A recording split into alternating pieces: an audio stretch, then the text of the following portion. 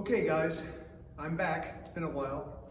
And we're going to start a new series today, and that series is going to involve coordination patterns with single and double levers used in conjunction.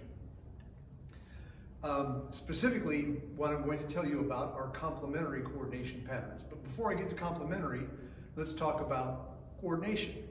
I've dealt with this a little bit before in some earlier videos, but I'll go over it again for you. A coordination pattern is simply some sort of memorized pattern where you repeat it to get comfortable with the idea that one of your levers is not getting in the way of your other lever or of your arm or of your body. You're not hitting yourself, you're not hitting your other lever, you're not in your own way. You're not dangerous to yourself as opposed to being dangerous to your opponent. So in early stage training especially, coordination patterns are fantastic. It is important to understand something. Coordination patterns get a bad reputation among people who consider themselves very serious stick fighters because, and there's a good reason, because there are a lot of wannabe Filipino martial arts practitioners who practice coordination patterns to death and become very good at them and think that's all it takes to be a really good weaponry practitioner. You need to be able to spar, you need to be able to practice counterattacks, you need to be able to understand the different ranges. There's all kinds of tactical and combative application elements that are outside of the realm of coordination patterns that you need to understand. But that doesn't take away from the importance, especially in the early days, of coordination patterns, especially if you're going to learn to fight with two levers. Most people who try to fight with two levers without enough training very quickly want to throw one of them away because they would rather have their empty hand for manipulation and grabbing, pushing, and so on than feel like they've got this third wheel, if you will, this second wheel, causing them trouble. So coordination patterns, in my opinion, are very useful. One problem with them is that one of the ways that you practice, let me talk about how you practice, you can do coordination patterns in the air. That's great, nothing wrong with it. I do a lot of that. Great way to get an early morning workout. You can do coordination patterns on a piece of equipment.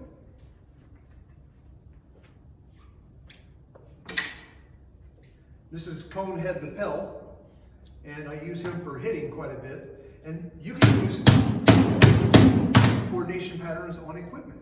That's quite useful as well. You don't absolutely have to have a partner to get the feel of hitting something real. And of course, the most common method is to have a partner. So that, let's say we're doing one of the single most basic double stick coordination patterns, and that's cob-cob. It looks like this. It's alternating forehand chops. Well, when I chop with my right lever, in this case it's a blade, so I think it's easier for you to see on video. He chops with his lever and they hit each other. Crack, crack, crack, in that fashion. That's very useful training. Very quickly, the more talented students get bored with drills like you do cob-cob while I do cob-cob and we match our sticks together. Again, there's nothing wrong with that, but in my experience, decades of teaching Filipino martial arts, the advanced students quickly start rolling their eyes and going to sleep while the more beginner students are working hard. So I've developed a series of drills where students can work with each other without having to do the same pattern as each other. And I call them complementary coordination patterns. So what does complementary mean? Complementary means that while I'm doing one pattern, you're doing another pattern, and they match up. And by match up, I mean every time I've got a surface out there for you to hit, it's there. You hit it, and every time I'm hitting, you're presenting a surface.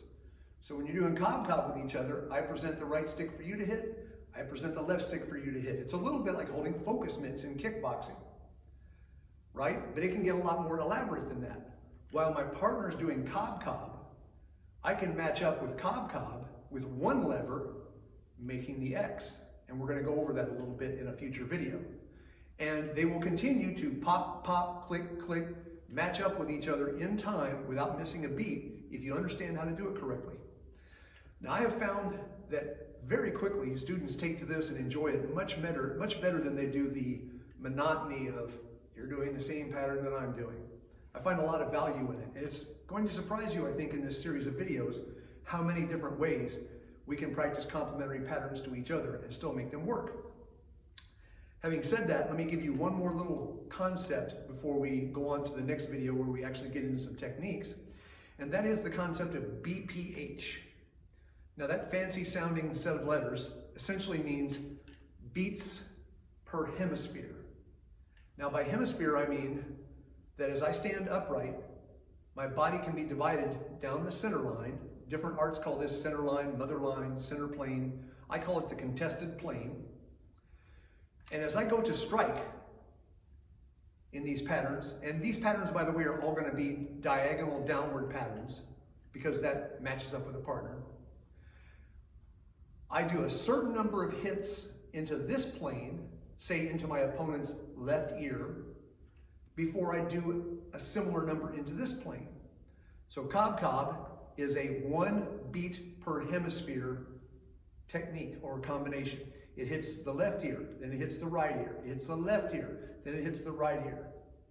And this first series that I'm putting together and showing you now is going to concentrate on 1 BPH patterns.